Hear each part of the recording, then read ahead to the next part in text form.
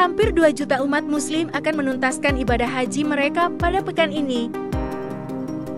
Cuaca panas yang ekstrim telah menimbulkan dampak fatal pada ratusan jamaah yang memulai perjalanan ibadah haji pada Jumat 14 Juni tahun 2024.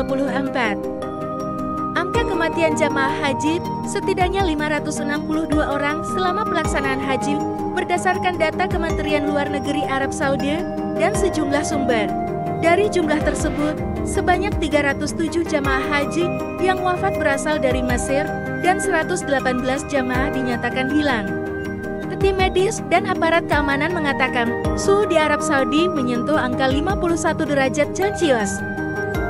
Seorang saksi mata mengatakan ada beberapa jenazah tergeletak di pinggir jalan dekat Mina di luar Mekah. Jenazah-jenazah itu ditutup kain ihram sampai kendaraan medis tiba. Pelaksanaan ibadah haji dilakukan berdasarkan perhitungan bulan yang puncaknya pada 10 Zulhijjah. Meskipun haji saat ini masuk ke musim dingin, namun pada tahun 2040 musim haji akan bertepatan dengan puncak musim panas di Arab Saudi.